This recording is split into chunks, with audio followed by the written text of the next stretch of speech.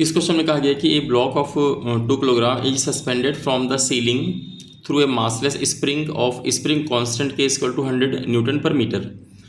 What is the elongation of the spring. और आगे पूछ रहा है कि if another 1 kilogram is added to the block what would be the further elongation.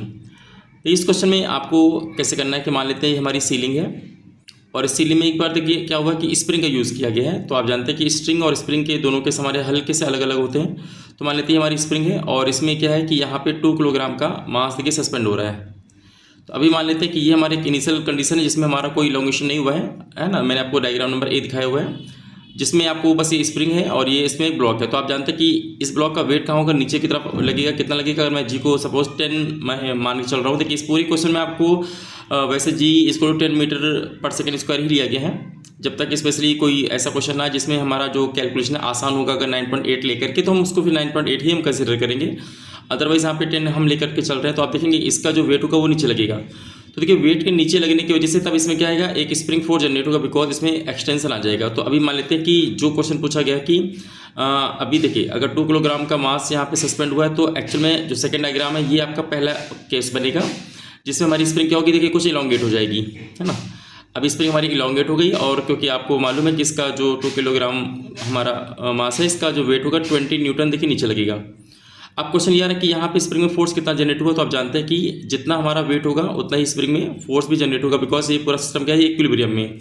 मतलब स्प्रिंग जो फोर्स हमारा लगेगा वो सीधे आप कहते हैं 20 न्यूटन। और अगर इसको जस्ट लाइक अगर आप कंफ्यूज भी होते हैं ना तो स्प्रिंग को हम कभी कभी क्या मानते हैं, स्ट्रिंग की तरीके से ट्रीट करते हैं। तो जो स्ट्रिंग में टेंशन होता है वही मान लेते हैं स्प्रिंग फोर्स भी हमारा सेम निकल के आता है। तो फिजिकल टू कितना आएगा, देखिए 20 न्यूटन। हाँ अब यहाँ पे आपको खाली इतना मालूम है कि स्प्रिंग फोर्स का जो फॉर्मूला है वो क्या होता है, वो होता है KX। तो KX इक्वल टू आपको 20 न्यूटन यहाँ पर रखना है। और क्या देखिए क्वेश्चन में कितना दिया आपको 100। तो अगर यहाँ पर हम x की वैल्यू को कैलकुलेट करेंगे तो आपको निकालना है कि 20/100। ओके तो इस तरीके से x कितना निकल गया, देखिए 0.2 मीटर।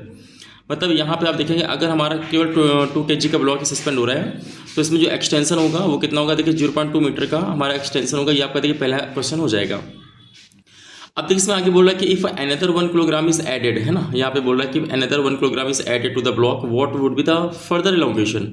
मतलब अगर अब क्वेश्चन में कहा गया कि अगर हम इसमें 1 किलोग्राम और ऐड कर दें तो बताइए अब आगे और कितना इलोंगेशन होगा। तो इसको देखिए ऐसे भी ट्रीट कर सकते हैं कि अगर हमने इसमें 2 kg में 1 kg हमने और ऐड किया तो टोटल देखिए कितना हो जाएगा, ये 3 kg हो जाएगा। तो अगर यहाँ पे मान लेते हैं कि 3 kg का हमारा ब्लॉक हुआ है तो थोड़ा सा कन्फर्म है वेट हमारा बढ़ गया तो थोड़ा सा इलोंगेशन हमारा और हो जाएगा। तो ऐसे मान लेते हैं कि देखिए यहाँ पे 3 kg का हमारा ब्लॉक ऐड हो गया है, ठीक है। तो ऐसे में आप जानते हैं कि स्प्रिंग फोर्स कितना जनरेट होगा। अगर मैं ओवरऑल स्प्रिंग फोर्स की बात करूंगा तो आपको पता है कि इसका जो वेट होगा वो कितना होगा, 30 न्यूटन होगा। तो ऐसे केस में जो टोटल हमारा स्प्रिंग फोर्स होगा वो भी देखिए 30 न्यूटन ही हमारा जनरेट होगा। अब अगेन इसको हम अगर KX कन्वर्ट करें तो यहाँ पे लिखेंगे 30 और x आप जानते हैं कि 30/100।